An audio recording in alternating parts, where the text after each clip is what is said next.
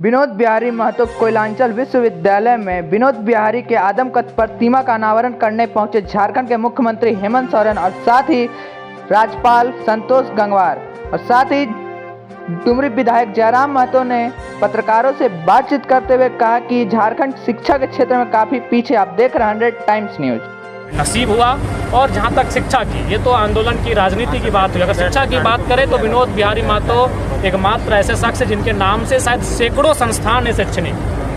मुझे अभी भी उनके जो आंदोलनकारी साथी मिलते हैं वो बताते हैं कि अगर कहीं विनोद बिहारी जाते थे, क्योंकि आज की डेट में नेता धर्म के नाम पर राजनीति करते हैं। कहे गए तो किसी मस्जिद में चंदा दिए, किसी मंदिर में चंदा दिए, लेकिन लोग कहते हैं कि विनोद बिहारी महतो जब जाते थे और गाँव में लोग मंदिर मस्जिद के नाम पे कि विनोद बाबू मंदिर बनाना है या फिर धार्मिक कार्यक्रम में चंदा दीजिए, वो कहते थे गाँव में स्कूल बनाओ, हम सबसे चंदा देंगे।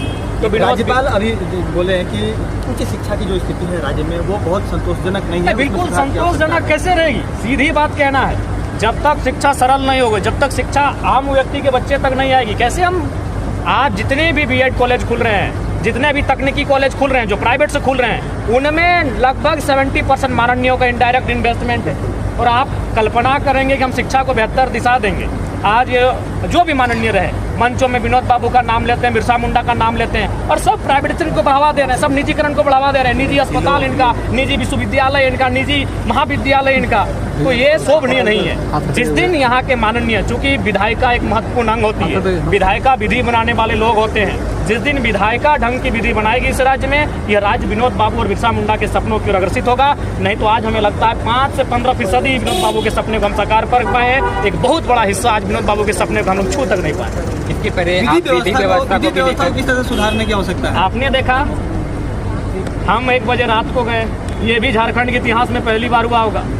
ये एक विधायक नक्सल प्रभावित क्षेत्र, जहां 1 महीना पहले 2 नक्सलियों का एनकाउंटर हो चुका है, वहां 1 बजे रात को एक विधायक जाता है और उसी का प्रेशर है कि हालांकि हम बोकारो पुलिस टीम के कप्तान को धन्यवाद देंगे, लेकिन सवाल ये है कि हर बार विधायक आएगा तभी समस्याओं का समाधान होगा, और कई सारे केस पेंडिंग है, उनका समाधान कब होगा? क्योंकि वहाँ विधायक की एंट्री नहीं। तो ये दुर्भाग्यपूर्ण है, चिंताजनक है। सरकार को उस दिशा में गंभीरतापूर्वक सोचना चाहिए कि वहाँ इसको कैसे उठाएंगे।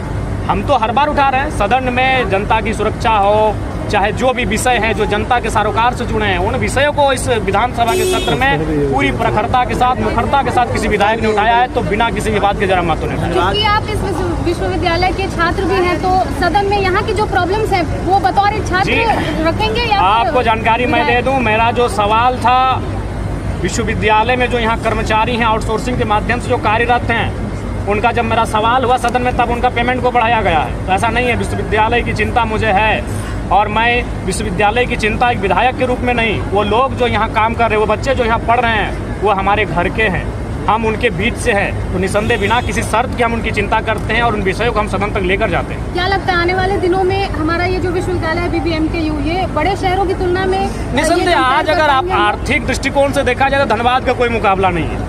झारखंड की बात करें तो धनबाद, जमशेदपुर 2 ऐसे क्षेत्र हैं जो आर्थिक रूप से बहुत ही संपन्न हैं। तो निसंदेह अगर सकारात्मक दिशा में अगर प्रबंधन प्रशासन अगर कार्य करे और सरकार का संरक्षण मिले, तो निसंदेह हमारा विश्वविद्यालय झारखंड का बेहतर विश्वविद्यालय बन के, हिंदुस्तान का बेहतर विश्वविद्यालय बन के सामने आएगा।